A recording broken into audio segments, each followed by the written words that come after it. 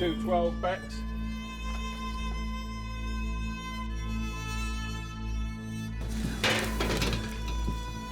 Household 10.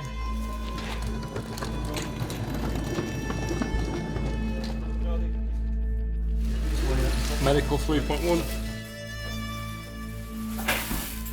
Medical 1.35.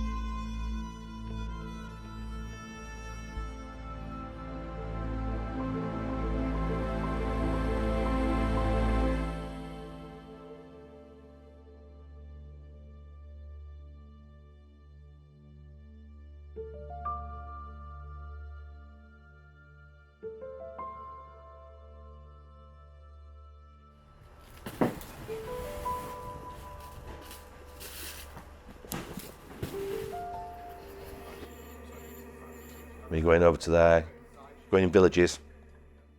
Children haven't got no clothes, no shoes on, walking around in mud.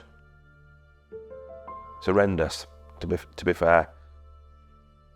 Got involved just by a bit of fundraising, and from that it just escalated. Ended up delivering aid over to Romania, driving from a young age really. Mark invited me on a trip to Romania, and my kids were quite young at the time. Seeing the kids that were the same age as my kids and seeing how little they had was quite an eye-opener really. So we're coming out of there, are we?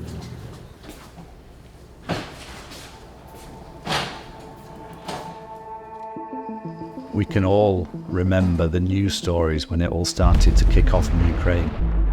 And Mark and I, very quickly were just saying, right, well, we know we can get into Ukraine and we can take the right aid to the right people. So within 2 weeks, we had the first convoy organised.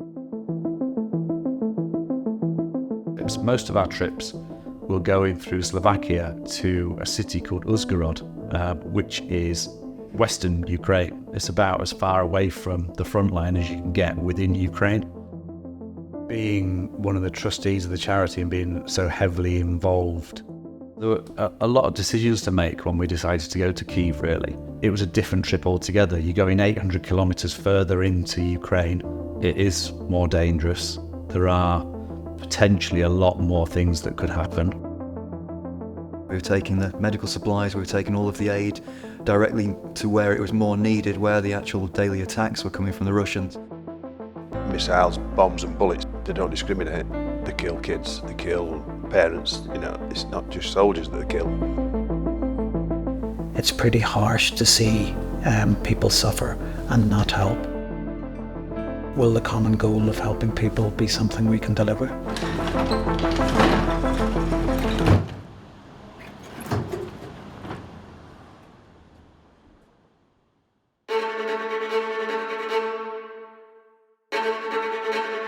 Morning. Morning.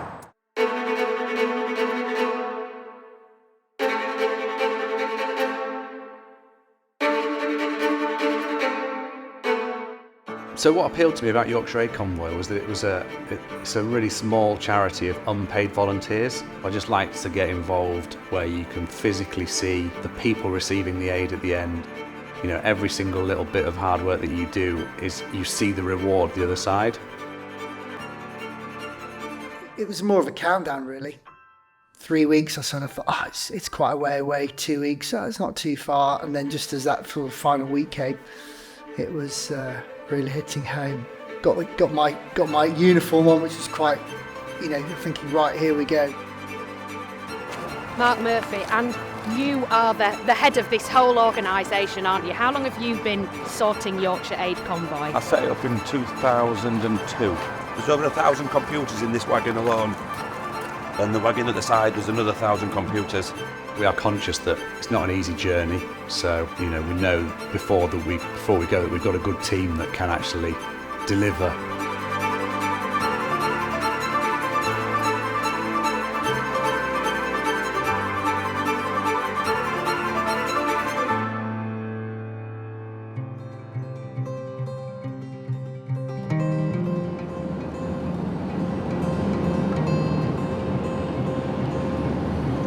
So when we go to Ukraine, it's obviously a long way. It takes quite a few days to get there.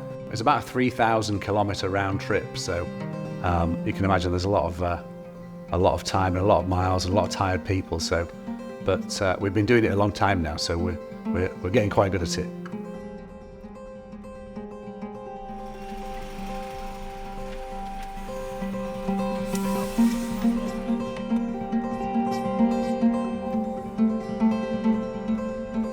We were gone for 9 days really. The previous ones have been 7 days. We're on a time schedule. We've all got normal jobs. Everybody in the convoy has given up their time. The ferry's booked for us to get back to Hull on a certain day at a certain time.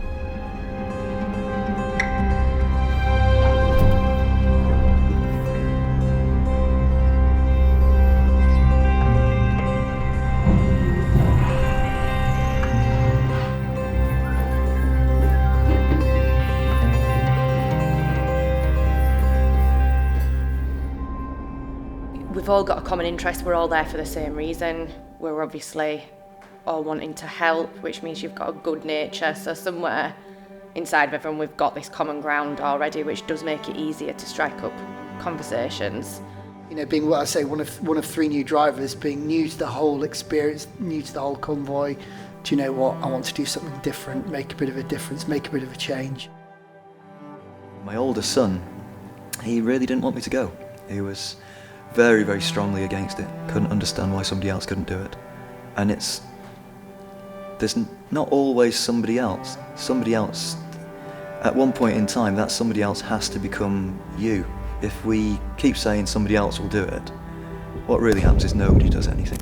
Ukrainian people, the people on the front line, etc., they're the people who are really doing something. I'll just do my little bit if I can.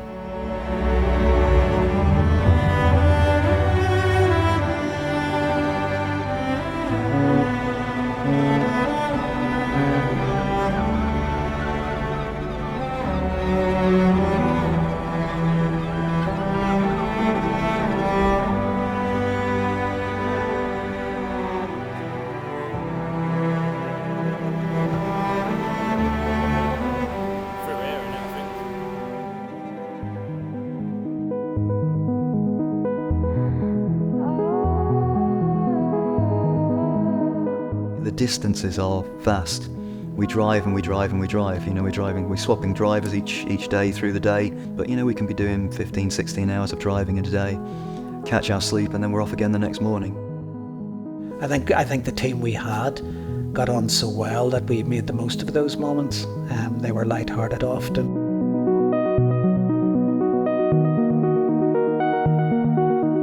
You only have a few hours sleep because you're driving very early and arriving very late.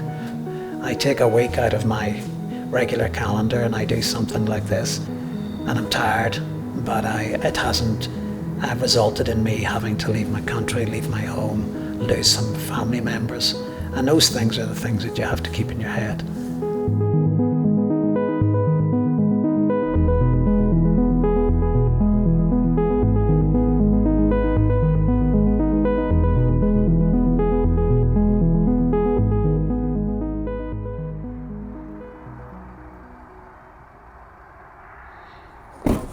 Morning. Morning. What's it all about this time of morning? Never heard anybody. Dave likes a bit of a snob. No, apparently I was snoring. Oh, well, that's going to be an awkward trip today. Firstly, I was like, oh my God, I'm so sorry, I'm so sorry. He's like, it's fine, it's fine. Yeah. And just in case he denied it. Oh, here we go. We've got video evidence. Oh, video evidence. Little cereal bars, breakfast biscuits. I'm all right, thank you. Yeah, thank you very much. Morning. You're all right. How you doing? Hey, Rhys. Morning.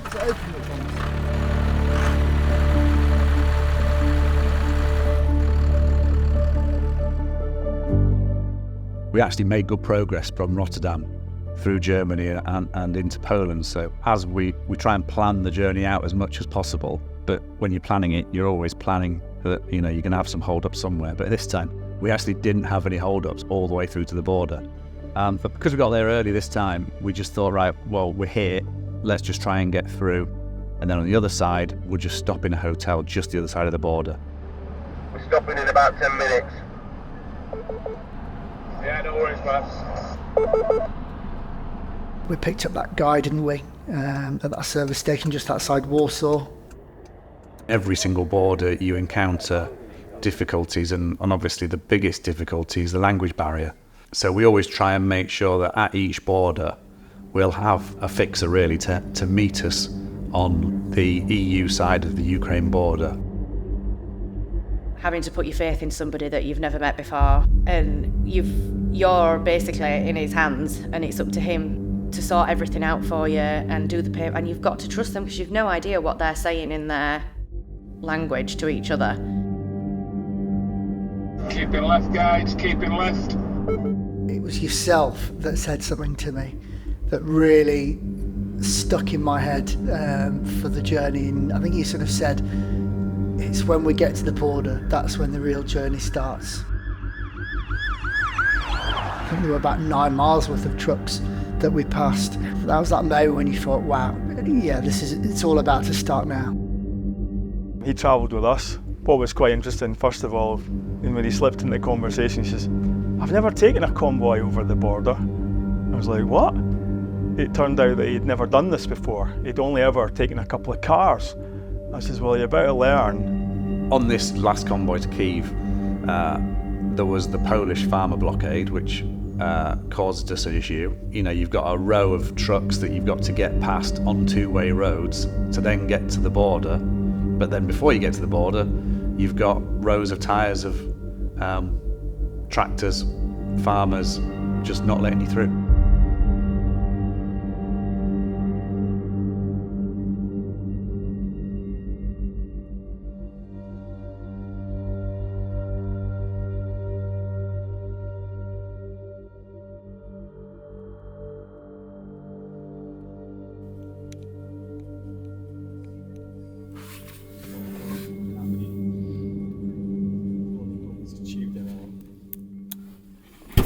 Are we the smallest vehicle in the convoy? Yeah. Okay, so we can move forward. Because the idea is that it's not the problem with the cops, it's the problem with the people who are demonstrating against the new laws and stuff like that. So you can move forward. What track are we reversing back towards? So the problem is... It's not the police, it's the people who are it's the farmers, I guess. The farmers. I guess. I'm not certain.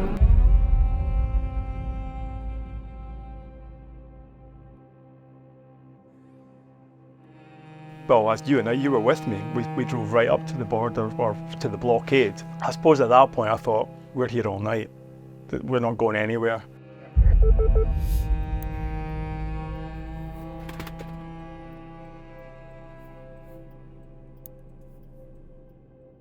He went out and he did the usual, offered the cigarettes and took a drink and chatted away and pointed.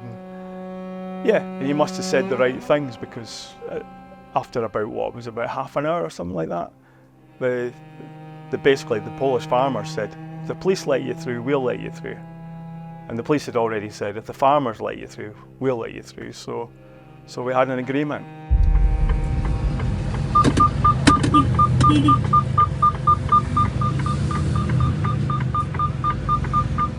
Every single border crossing that we've been through will have some sort of different bureaucracy.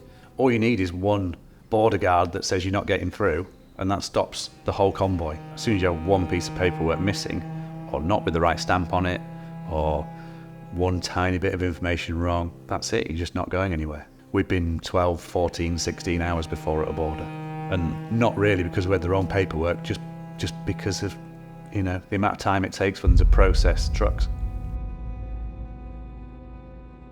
You come over and it seems so much more militarized. I think going into Ukraine and suddenly you're faced with a border guard who's checking your passport, but he's got a Kalashnikov rifle strapped across his shoulder. He's in full combat gear. He's got body armor on. He's got camouflage gear on.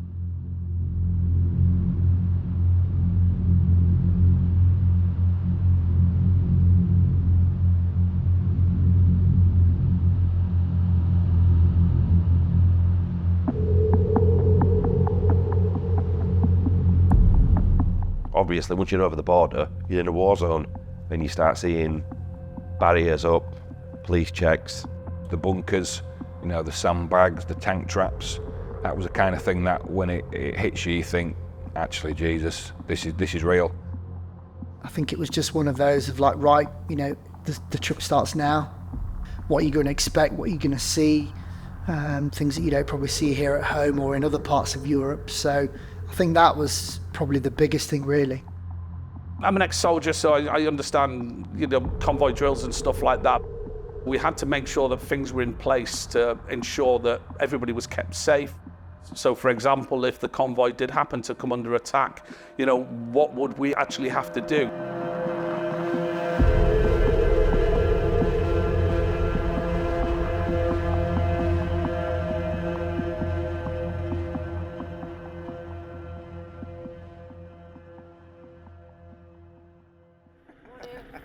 Good afternoon. Some sandwiches for you. Oh, good man. Super. Oh. Very good. Thank you. Super. Our fixers in Ukraine arranged a police escort for us. It's a good 8-hour drive from the border to Kyiv. So, and the difficulty there is once you get out of mainland, as we call it, Europe, and into Ukraine, the roads are just completely different. So the roads were just so horrendous in places with, I don't know whether they were battle scars or whatever, but we were bouncing through potholes and just blowing headlights. I think was it on like a dual carriageway when we were driving along, all of a sudden we all slammed on, and we all then had to sort of go onto the other side of the road because the side of the road that we'd been on, it had been blown away. And they're looking down to your right thinking, wow, that's our side of the road down there in the stream, in the river. So yeah, so the roads are a challenge. Obviously you've got to keep your wits about you as well because of just anything could happen. You were beginning to see a number of roadblocks. Lots of checkpoints with sandbags. As I mentioned, you know, a lot of the bridges have been taken out. But then even further, you know, on the other side, you could then see the trenches that were built. Thinking, wow, we're getting closer and closer to the actual war zone area.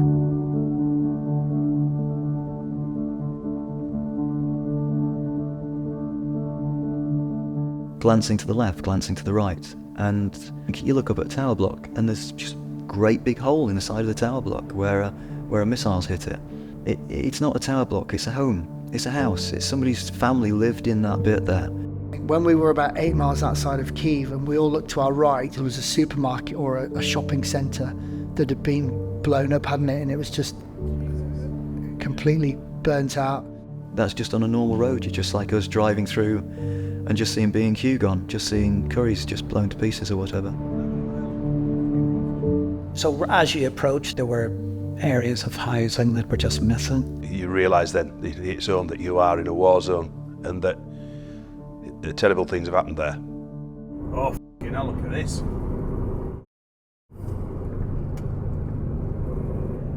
These boys are not f***ing about. Yeah.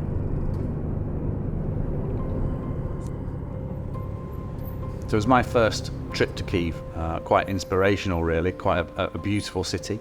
On initial arrival, it looked like any other, you know, rich European city. We could have been in London, we could have been in a suburb of London, we could have been anywhere, couldn't we? Except that when you turned a corner, there was an empty vacant lot, or there was a bombed out row of houses. We're delivering into a country that is at war. We're delivering to a place where the normal resources aren't available that you'd expect in a beautiful logistics hub in the UK. This time we didn't have a forklift on one of the places where I was. So we old school it, and we were just basically passing box to box to box, from person to person to person, and stacking it inside the warehouse. Medical equipment, personal hygiene, clothing, really, and anything that the Ukrainians are desperate for. They publish lists of their needs and requirements. We've taken over 60 trucks over there since the start of the war, just brimming with aid. When I saw these big trucks and this amount of help which they bring to Ukrainians, I was really very, very pleased about it. I work in a charity organization, educational initiative organization, and we try to work with international partners to have more possibility to help as much people as we can. And some of my other colleagues, they had the lorries which were primarily with the computers for trying to actually get homeschooling and to try to actually build safe classrooms for children to continue some form of education. They headed off to a different loading or unloading place. The first bit of the medical needs to all go on Yes. here. This. Blood pressure defibrillator. We stay on. No. This is blood pressure and heart and oxygen Uh-huh. in one. I understand. Okay. Yeah. And that is then. This is defibrillator. Yeah. But that I have to take to a medical place. I have to hand it to a medic, not in here. I have to take it to a hospital.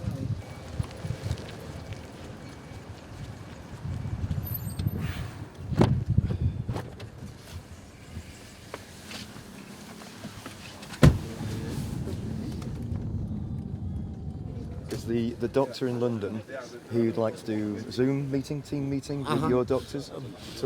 Британські лікарі готові в Zoom працювати, спілкуватися, в тому числі, якщо це потрібно. Смотрите, мы сейчас поднимаем этот вопрос. It's not only one hospital which whom we contact. We have another hospitals all over the Ukraine. People in Mariupol. Yeah. They don't even have hope to move back because everything is destroyed. Everything. So sometimes you can move back and you have your house you can repair it you fix it. But a lot of people they just don't have places and houses to come back. So this is the situation. The aid is going to be kept safe until smaller lorries and vans basically can come in, take mixed loads of vans out to towards the front of the villages and the towns, which are even closer to the harm than we were. A lot of what we do at Yorkshire Aid Convoy over the years is focused around kids and the vulnerable, really. So we went to a children's home that sort of focuses on rehabilitation of kids affected by the war. So a lot of the children's homes and orphanages that we visit in Ukraine are literally there because these kids have lost their parents. When we were there, it was a beautiful, clear, blue, sunny day, and just seeing the joy on their faces as they're playing outside with some of the new toys that we've taken them was just fantastic. The rooms are all painted lovely, there's some nice cartoons on the pictures and things like that. It's a lot nicer than some would do. Yeah, very good. So the head teacher there was talking us through their everyday life and the fact that these kids really, they sleep, eat and learn underground a lot of the time. So, if there's a lot of action going on above ground, they're literally underground. So, Thank you.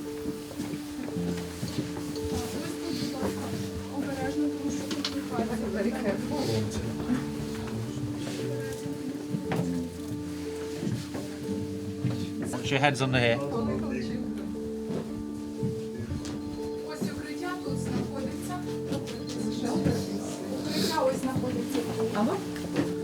What's this bit for? that's a bathroom in there. Це у нас є туалетна кімната, місце для туалетної кімнати, портативний туалет.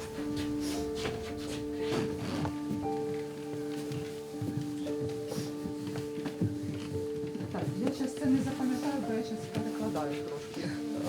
Вихователям з медиками тут ночувати. Because sometimes they have to spend here the whole night because of this air raid alerts. They last a very long time. Yeah. Or even lessons, school lessons are held here also. Yeah. Because of this raid alerts. Yeah. Wow. These aren't purpose-made bunkers, it's just a cellar. There can be days these air raids are going on. And these are children. This is their childhood. This is what their life experiences are at a critical time of their development, I guess. I just bring her in the kindergarten and go to work, and the alarm starts. They spent in the shelter maybe 6 hours. Oh, Mom, today is so a long time in the shelter. I prepare for the situation that she will be nervous in the evening, and I know that I have be relaxed and tolerant with her, because I can't understand and I can't imagine what impact it will be on her future life.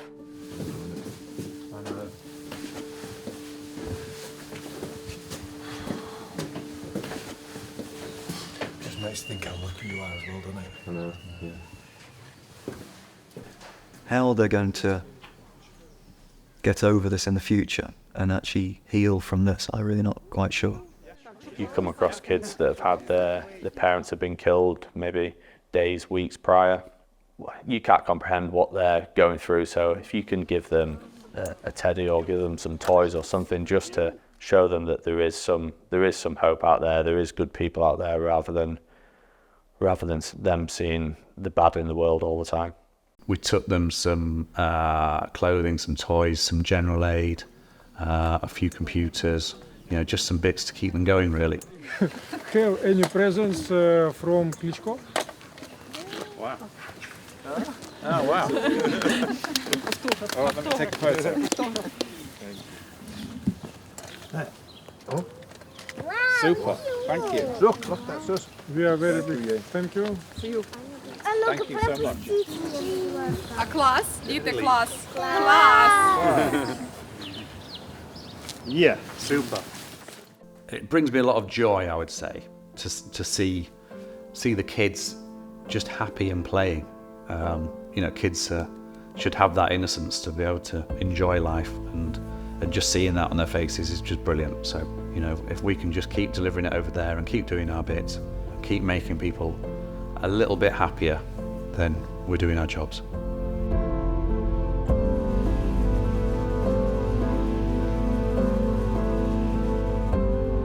So our Ukrainian fixers put us up in a really nice hotel right in the centre of Kyiv. And the saddest thing, perhaps, on approaching the hotel and looking at City Square, you couldn't see any of the grass because it was littered with flags, and the flags, each flag represented a lost life, Ukrainian life, and there were thousands and thousands of flags.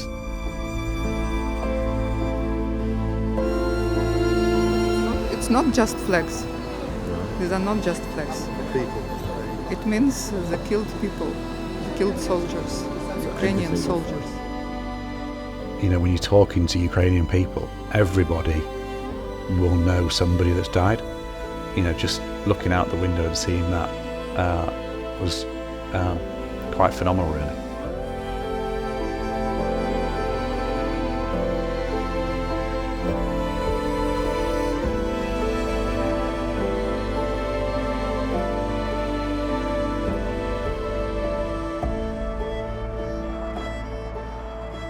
That first one went off when we got into the hotel, when we'd all sort of literally just put our bags on the beds. Being in the hotel, being 12 floors up, hearing the air raid sirens go off all over the city. Then all of a sudden our phones went off, didn't they? The apps went off, and then it's like, right, red alert, you've got to make your way downstairs. Do I put my shoes on, or do I just run in bare feet? How much time do you have to get there? How urgent is this? Just the feeling makes your hair stand up on the back of your neck, really. That feeling of it, of the sound reverberating around the whole city.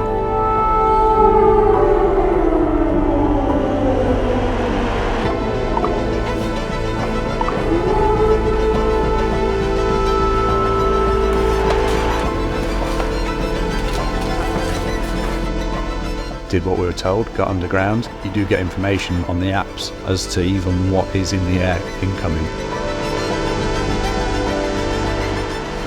It's what? Okay.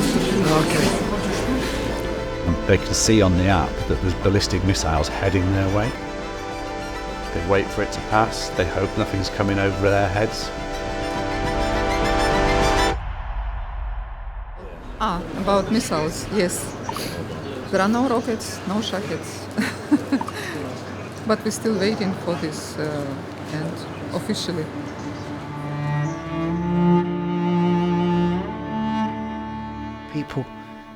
going about their daily lives, have done nothing wrong, and then all of a sudden their worlds have just been turned upside down. It's just a everyday life to these guys. I think when we were there this time, it was the 1000th air raid siren. So, in 2 years, it's every day of their lives. The way that the strikes happen, they happen through the night, so you're never sleeping well. In Kyiv, now we said not goodbye and not good night, but we said have silent night. It means a very deep meanings for us. We hope that in this night it will not be any attack and any drones, and we can sleep good and we can sleep in silence. People in areas being hit by these missiles, they're having to live in these shelters for days on end, just poking their heads up to try and get no water and things like that. And I think that's where I was just looking at all of this stuff. I looked at the stuff in the Second World War, and it just looks so reminiscent. I've just come back from a holiday down to Spain, and on the way back up we went into some of the areas of Normandy. We went to one place near Wizernes, and it was where the Germans had started launching the V1 and the V2 rockets at London. This is 80 odd years ago, and the pictures of the burning houses and towns and places people being hurt in London 80 years ago is just the same of what I've seen 4 or 5 weeks ago.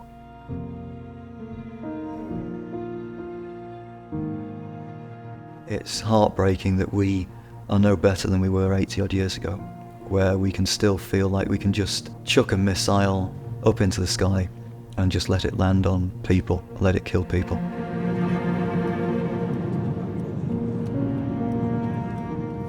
Both sides, houses with the holes of shrapnel.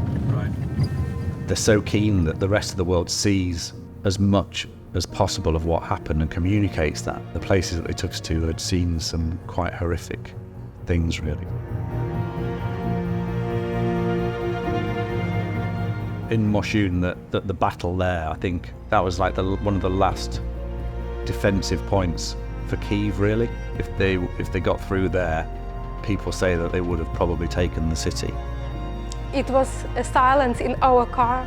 It was really terrible. We saw a lot of buildings which were destroyed from weapons and from tanks. The Ukrainian people are having something inflicted on themselves through no fault of their own. It's literally like somebody coming into your house, isn't it, and saying, this is going to be ours now.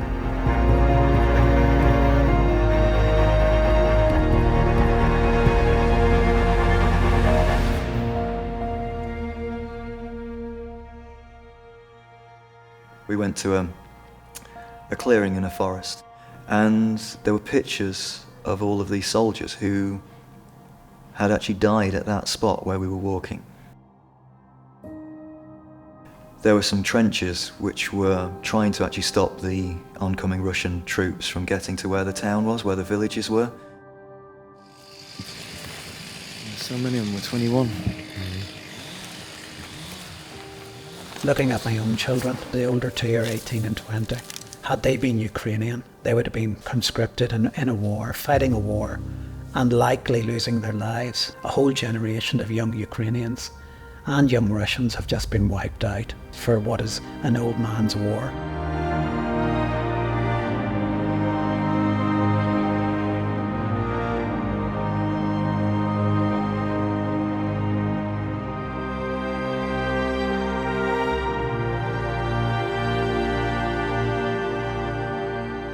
'18 was the lowest one I saw, going right up to a couple of 60-year-old people who'd actually stood up and actually decided to fight against the Russians in that area.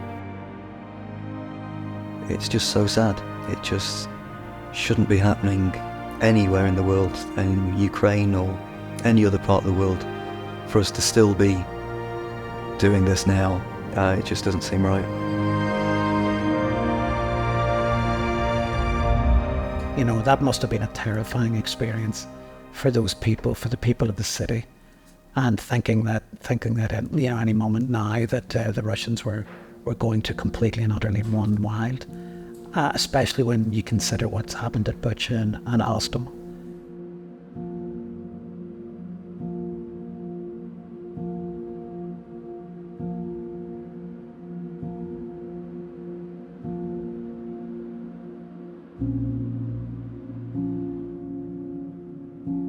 Just seeing those photos on those easels, I can just picture it right now as if I was there only yesterday, of those terrible photos, you know, those poor innocent people. Yeah, it was hard.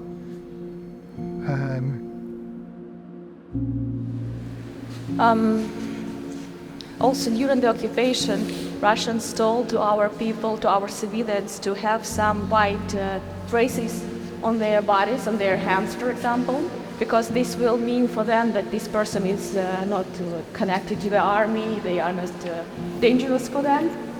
But looking at this photo, you can see how they use these white traces, in which way. So seems like this guy, he had this white trace as a symbol that he is just a civilian person, and he left his house before, because maybe he just needed some water or food, but they used his trace in another way and just killed him.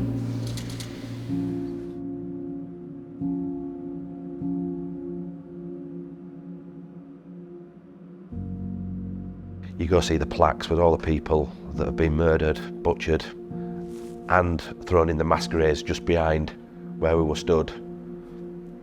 That wasn't nice at all. But I'd already known about most of this anyway, because I were getting letters from little old ladies that was thanking me because we'd sent them some incontinent pads, and she couldn't get out of the house because she was too old and frail, but she was watching her sons being eaten by dogs in the street. A few days later, someone had gone out to bury her sons, but they hadn't buried them deep enough, and the dogs was digging them up and eating them again because the dogs were starving. What can you say? You can't say a great deal about it all like that. It's just, this day and age is not normal.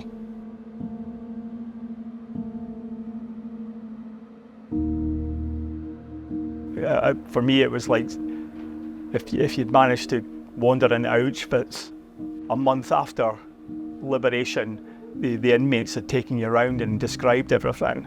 All the bridges were destroyed here in Gostomel, in Irpin, in order not to let them come closer to the capital. That's also one reason why Russians were so much cruel, because they understood that there's no way where to go. Yeah. And they understood that they have to do something, so that's why they acted as they did, yeah.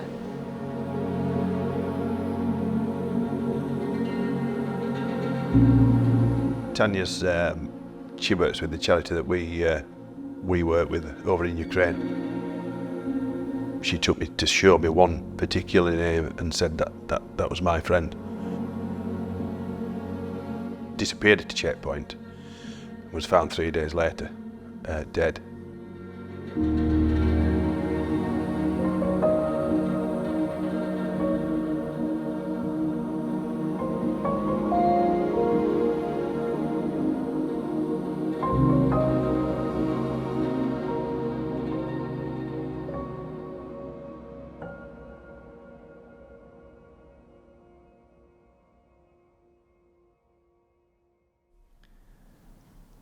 Yeah, it sticks with me. Lots of other things do, but I think probably this one was probably the biggest thing that sticks out with me. I was lucky enough to go to the Children's Hospital.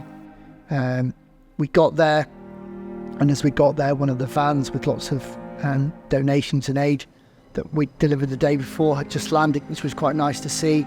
We then had a presentation by the director of the hospital explaining and telling us what week 1 and week 2 in that first month were like once the war had started. You saw some photos that you just thought, wow, this just can't be happening, but it was real. The injuries that came in from the children had been injured through shrapnel wounds and through other wounds as well was just really eye-opening. We then got a tour of one of the wards, and again just seeing all the pockets of stories of people, or the children, so I should say, who were on the wards with leg amputations, with just all types of injuries.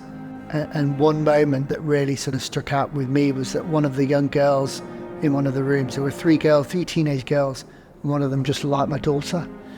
And that really just sort of really hit home. And she smiled at me and I smiled at her. And, I went basically, started tearing up a little bit, and you just sort of thought, these people, they've done nothing wrong and their lives and worlds have been changed upside down, and you just want to make a difference, help wherever you can.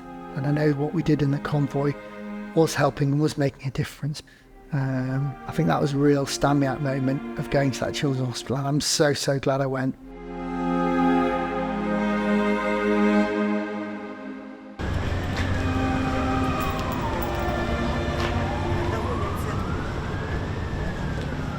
Two months later,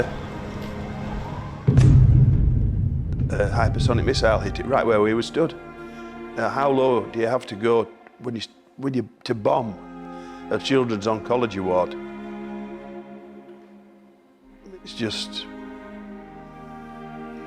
I can't hard to fathom. It's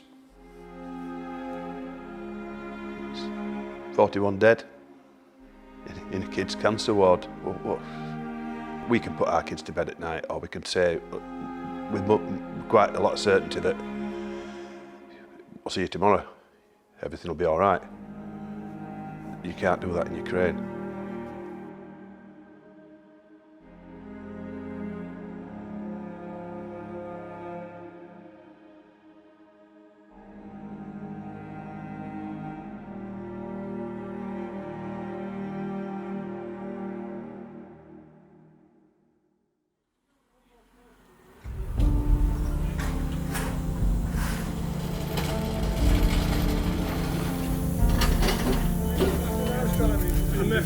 Eventually, this will end, and we'll think, what was all that for? I think there's about 600,000 people dead now so far.